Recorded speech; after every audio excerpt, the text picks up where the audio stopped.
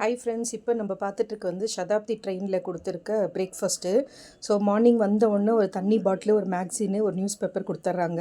ஒரு of an hour ஆகிட்ட பிறகு இந்த மாதிரி பிஸ்கெட்டு 2 பிஸ்கெட்டு வச்சுட்டு, ஒரு பால் பவுட்ருது சாச்செட்டு, அதே மாதிரி ஒரு டீ டிப் பண்ணுற மாதிரி, அப்புறம் ஒரு சுகருது பேக்கெட்டு, ஒரு வீட் ப்ரெட்டு 2 ஸ்லைஸு, முட்டை ஆம்லேட்டு, கட்லெட்டு 2 பீஸ் வச்சுட்டு, சாஸு கூட வந்து ப்ரெட்டுக்கு வந்து பட்ரு கொடுக்குறாங்க. ஒரு ஜூஸ் பாட்டில் கொடுக்குறாங்க. காலையில் நல்ல ஃபில்லிங்காக இருக்குது பாருங்கள். வீட்டு ப்ரெட்டு, கேரட்டு, பட்டாணி வெறும் பாயில் பண்ணி வச்சுருக்காங்க. முட்டை ஆம்லேட்டு போட்டுட்டு கட்லெட்டு, இது கூட வந்து சாஸு, பட்ரு வேணும்னா வந்து ப்ரெட்டுக்கு வச்சுக்கிற மாதிரி ரொம்பவே நல்லாயிருக்கு ஃபில்லிங்கு. ட்ரெயின் ஜேர்னியும் வந்து ரொம்பவே கம்ஃபர்டபுளாக இருக்குது. ஆனால் அவங்க கொடுக்குற வந்து அந்த காஃபி டீக்கு கொடுக்குற ஹாட் வாட்டர் கொடுக்குறாங்க, சுகர் பவுட்ரு, அதேமாதிரி பால் பவுட்ரு கொடுக்குறாங்க, டீ தூள் டிப்பர் கொடுக்குறாங்க, அப்படி இல்லைன்னா சன்ரைஸ் பேக்கெட் கொடுக்குறாங்க. ஸோ நமக்கு எப்படி வேணுமோ, டீ வேணுமோ, காஃபி வேணுமோ மிக்ஸ் பண்ணிட்டு குடிக்கலாம். பட் ஆனால் வந்துட்டு ரொம்பவே டேஸ்ட்டு வைஸ் வந்து காஃபி சொன்னால் ரொம்ப கேவலமாக இருக்குது. அந்த பால் பவுட்ரு வந்து நமக்கு பத்துறது இல்லை அந்த சுடு தண்ணியில் போட்டுட்டு குடிக்கிற மாதிரி.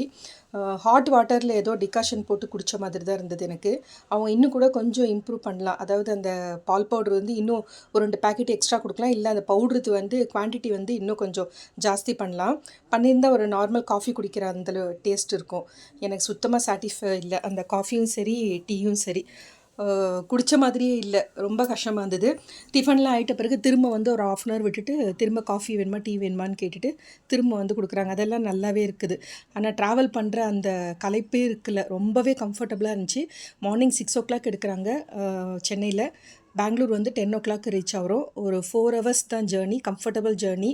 ட்ரெயின் போகிற அந்த இதுவே தெரியல நமக்கு, அவ்வளோ ஒரு சேஃபாக நல்லா இருந்துச்சு. ஸோ எனக்கு இந்த காஃபி டீ தான் அவங்க கொடுக்குறது வந்து சுத்தமாக செட்டே ஆகல.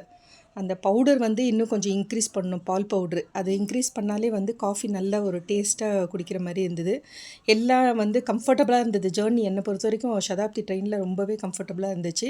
ஸோ ஒரு டைமுக்கு ஒரு மாதிரி அவங்க வந்து ப்ரொவைட் பண்ணுறாங்கன்னு நினைக்கிறேன். இது வந்து நான் மார்னிங் ட்ராவல் பண்ணதுனால மார்னிங்கு, நைட்டுக்கு வந்துட்டு அவங்க வந்து ஃபுட் எல்லாமே கொடுக்குறாங்க.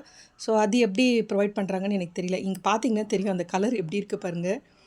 அந்த பால் பவுட்ரு வந்து ரொம்பவே கம்மியாக இருக்குது. ஸோ அதை இன்க்ரீஸ் பண்ணால் நல்லாயிருக்கும். Thank you friends, take care, bye bye.